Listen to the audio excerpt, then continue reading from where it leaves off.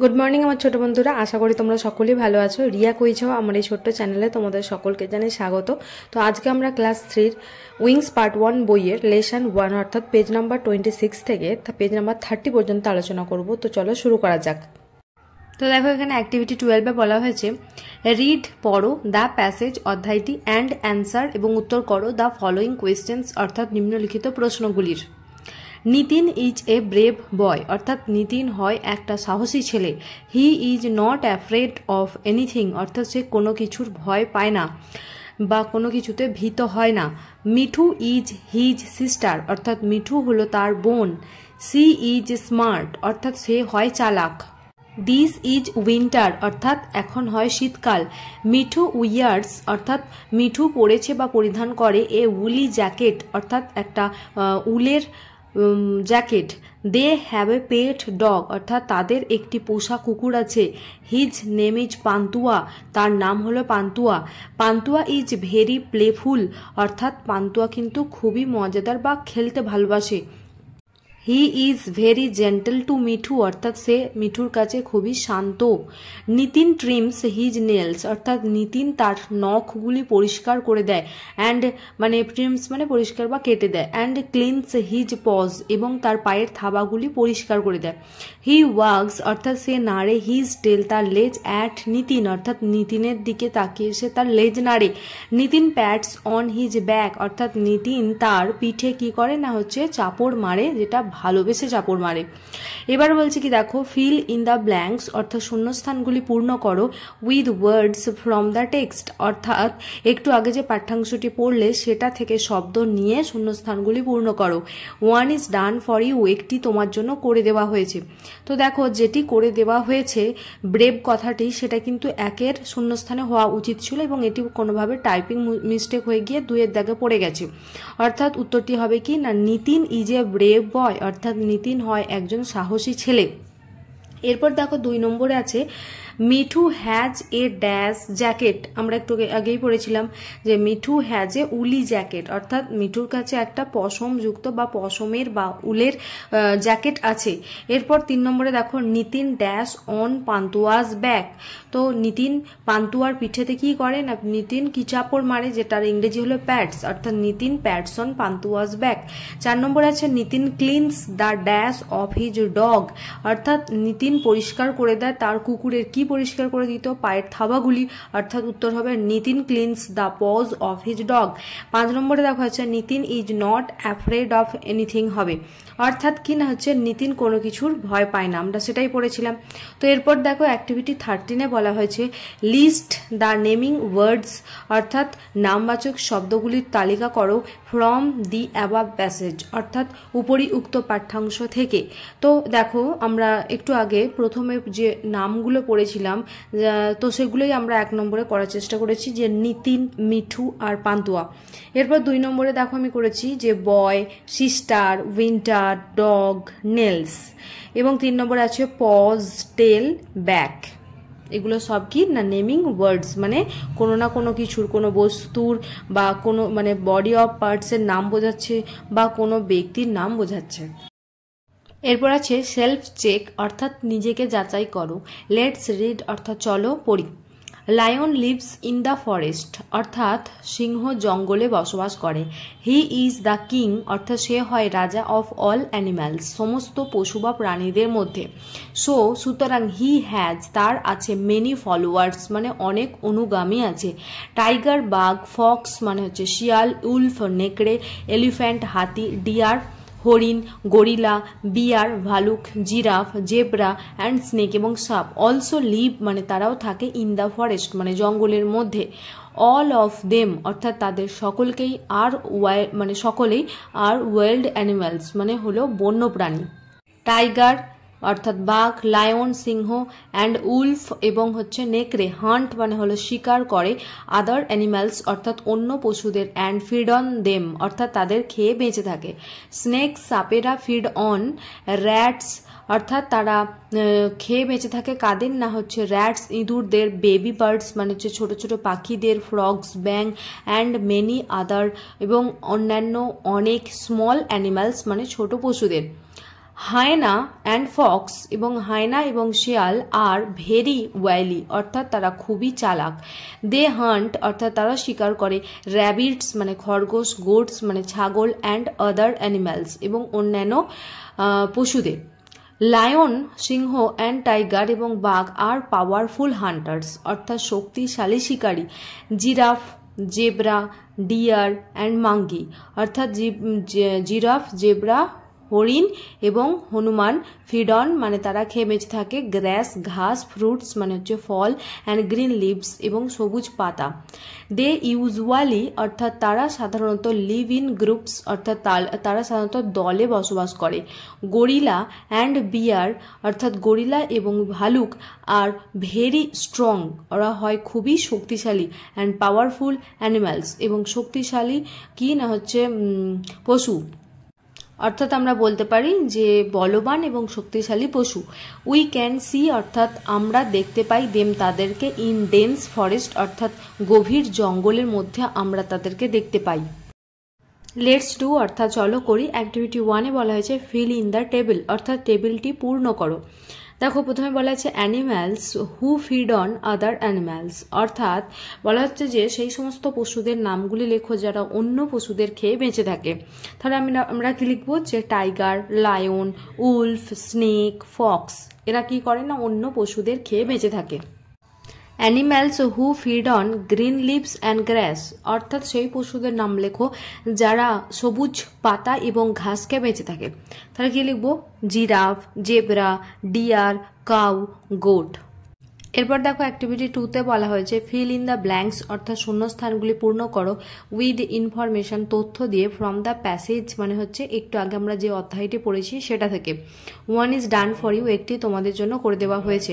দেখো লায়ন তারপরে কি বলেছে যে dash dash and dash are wild animals অর্থাৎ এখানে তোমাকে যেটা বলা হয়েছে যে বন্য পশুদের নাম লিখতে বলা হয়েছে। তাহলে আমরা কি লিখবো যে lion, tiger, fox and deer are wild animals. তোমরা এর বাইরে অন্য প্রাণীও লিখতে পারো।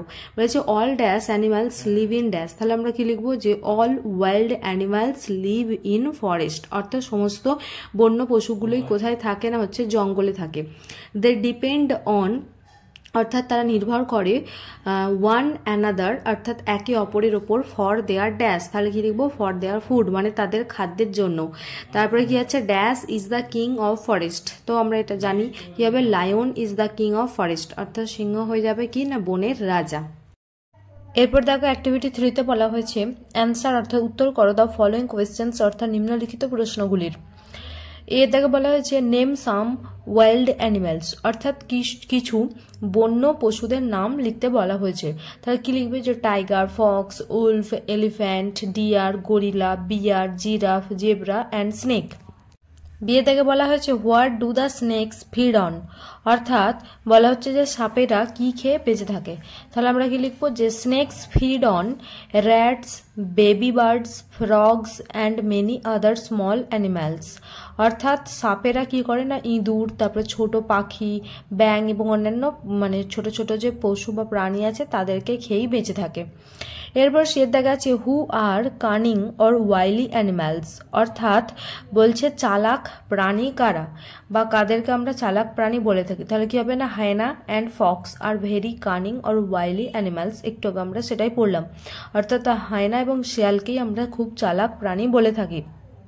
দিয়ে দেখা যাচ্ছে দেখো which animals are powerful hunters বলছে কোন পশুরা হয় শক্তিশালী শিকারী হয়। হান্টার্স মানে হচ্ছে শিকারী তাহলে কি হবে লায়ন অ্যান্ড টাইগার অর্থাৎ সিংহ এবং বাঘ আর পাওয়ারফুল হান্টার্স অর্থাৎ শক্তিশালী শিকারী।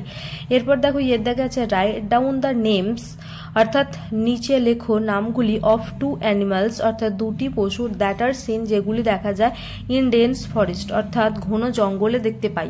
তাহলে কি লিখবো gorilla and bear are seen অর্থাৎ গরিলা এবং ভালুক দেখা যায় ইন ডেন্স ফরেস্ট মানে গভীর জঙ্গলে। এরপর দেখো অ্যাক্টিভিটি 4-এ বলা হয়েছে রাইট দ্য নেম অর্থাৎ নাম লেখো অফ দ্য বেবিজ অর্থাৎ শাবক বা ছানাদের অফ দ্য ফলোয়িং অ্যানিমালস নিম্নলিখিত পশুদের ছানাদের নাম লিখতে বলা হয়েছে। তো দেখো অ্যানিমালসে 1 নম্বরে লেখা আছে কাউ। তো আমরা জানি তার বেবি বা শাবককে আমরা কি বলে থাকি কাফ, CALF কাফ।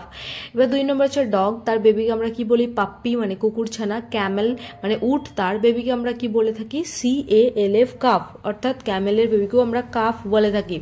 তারপরে দেখো গোট বা ছাগলের বেবিকে আমরা কি বলে থাকি কিড বা ছাগল ছানা। তারপরে হর্স বা ঘোড়ার বেবিকে আমরা কি বলে থাকি যে কোল্ট, COLT কোল্ট মানে হচ্ছে অশ্ব শাবক। এবং ডাকের বেবিকে আমরা কি বলে থাকি ডাকলিং অর্থাৎ হাঁস ছানা। এরপর দেখো অ্যাক্টিভিটি 5-এ বলা হয়েছে ফিল ইন দ্য ব্ল্যাঙ্কস অর্থাৎ শূন্যস্থানগুলি পূর্ণ করো with the sounds of animals অর্থাৎ পশুদের আওয়াজ হয় যেটা যার যেটা নাম সেই দিয়ে। যেমন 1 নম্বর আছে কাউজ বা গরু কি ডাক দেয় না হচ্ছে হাম্বা ডাক দেয়, সেটাকে আমরা ইংরেজিতে কি বলে থাকি মু। একটা কথা মাথায় রাখবে কাউর সাথে যেহেতু এস যোগ হয়েছে তাহলে মুয়ের সাথে আর এস যোগ হবে না। বাট কিন্তু শিপ অর্থাৎ ভেড়ার আওয়াজকে আমরা কি বলে থাকি তো ব্লিট বলে থাকি। তো দেখবে এখানে সবগুলোই কি দেওয়া আছে প্লুরাল ফর্মে দেওয়া আছে। তো এখানে ব্লিটটা তোমরা ব্লিটসও লিখতে পারো বা ব্লিট, কারণ শিপ এমন একটি মানে শব্দ যেটা কিন্তু প্লুরাল এবং সিঙ্গুলার একই হয়ে থাকে। তো এক্ষেত্রে যেহেতু তোমার হচ্ছে প্লুরাল ফর্মেই সবগুলো দেওয়া আছে, তা সেটাও আমাকে ধরে নিতে হবে যে প্লুরাল ফর্মই আছে, তাহলে লিখতে হবে শিপ ব্লিট অর্থাৎ ভেড়ারা ব্যা করে। 2 নম্বর আছে দেখো ডগস। তো ডগসের তো আওয়াজকে আমরা বা সাউন্ডকে কি বলে থাকি বার্ক, BARK বার্ক। বাট কিন্তু ক্যাটস তার আওয়াজ কি হবে মিউ। তারপরে দেখো গোটস বা ছাগল, তার হচ্ছে আওয়াজকে আমরা কি বলে থাকি যে ব্লিট হবে। অ্যান্ড বাট কিন্তু হর্সেস কিন্তু যে ঘোড়ারা তারা কি আওয়াজ করে নেই, NEIGH নেই বা চিহি আওয়াজ করে। তারপরে দেখো আছে ডাক্স। তো ডাক্স বা পাতি হাঁস তার আওয়াজ আমরা কি বলে থাকি কোয়াক অর্থাৎ কোয়াক করে ডাকে QUACK কোয়াক। বাট কিন্তু হচ্ছে হেন্স অর্থাৎ ডাক্স বা হচ্ছে পাতি হাঁসের আওয়াজ আমরা প্যাক বলে থাকি, কিন্তু হেন্স বা মুরগি তার আওয়াজকে আমরা কি বলবো ক্যাকেল, CACKLE ক্যাকেল অর্থাৎ আমরা যেটা কোকরকো আওয়াজ বলে থাকি। অ্যাক্টিভিটি 6-এ বলা হয়েছে match column A with column B অর্থাৎ স্তম্ভ A এর সাথে স্তম্ভ B কে মেলাও। তো দেখো 1 নম্বরে কলাম A তে বলা হয়েছে যে ডগ। তো ডগ অ্যাকচুয়ালি এরা কি খায় এদের ফুড হ্যাবিটসকে সেই নিয়েই কলাম বিতে লেখা আছে। তো আমরা জানি যে ডগ কি খায় মিট বা মাংস, তাহলে এখানে দেখো ম্যাচিংটা আমরা করে নেব। এরপর দেখো 2 নম্বরে আছে ক্যাট মানে বিড়াল। তো বিড়াল আমরা জানি যে তার প্রিয় খাবার কি হয় দুধ আর মাছ, তাহলে আমরা কি লিখবো ফিশ অ্যান্ড মিল্ক মানে লিখবো না, এখানে ম্যাচিং করব। তারপর দেখো কাউ। তো গরু দেখো এখানে নর্মালি কি খায় যা আছে এখানে গ্রিন লিভস, তারপরে হে গ্রিন গ্রাস ভেজিটেবল সবগুলোই খায়, কিন্তু এখানে যেহেতু আরও অন্যান্য কয়েকটি এরকম পশুদের নাম দেওয়া আছে সেক্ষেত্রে আমাকে হে বা খড়টাই করতে হবে, কারণ বাকিগুলোর সাথে এটা ম্যাচ করতে যাবে না, সেই জন্য কাউয়ের সাথে হেকে ম্যাচ করব। তারপরে দেখো গোট বা ছাগল, তো সে কি খায় গ্রিন লিভস করব অর্থাৎ সে সবুজ পাতা খায়। তারপরে দেখো ডাক আছে মানে হলো যে পাতি হাসবে যে জলে মানে চড়ে, তাহলে কি লিখবো যে অ্যাকুয়েটিক প্ল্যান্টস অ্যান্ড ইনসেক্টস, তাহলে কি না জলজ উদ্ভিদ এবং পতঙ্গদের সে খায়। তারপরে দেখো হেন আছে মানে মুরগি, তাহলে সে কি খেতে পারে সিডস অ্যান্ড গ্রেন অর্থাৎ সে কি খায় না বীজ এবং দানা জাতীয় খাবার খায়। তারপরে দেখো হর্স বা হচ্ছে ঘোড়া আছে, তাহলে ঘোড়া কি খায় লিখবো না মানে ম্যাচিং করব গ্রিন গ্রাস অ্যান্ড ভেজিটেবলস অর্থাৎ সবুজ ঘাস এবং শাকসবজি। এরপর দেখো অ্যাক্টিভিটি 7-এ বলা হয়েছে রাইট 5 সেন্টেন্সেস 5টি বাক্য লেখো অ্যাবাউট মাই পেট আমার পশু সম্পর্কে ইন দ্য গিভেন স্পেস মানে হচ্ছে নিচে দেওয়া ফাঁকা জায়গাতে। প্রথমে লিখবে মাই পেট বলে হেডিং করবে। এরপর তোমাদের যেটা পছন্দের পোষা প্রাণী আছে বা যদি নাও থাকে যেটা তুমি পুষতে চাও সেই নিয়েও লিখতে পারো। যেমন আমি এখানে লিখেছি যে I have a pet rabbit অর্থাৎ আমার একটি পোষা খরগোশ আছে। হার নেম ইজ চিনি এবং তার নাম হলো চিনি। It is white in colour অর্থাৎ এটি সাদা রঙের অ্যান্ড ভেরি সফট এবং খুবই নরম।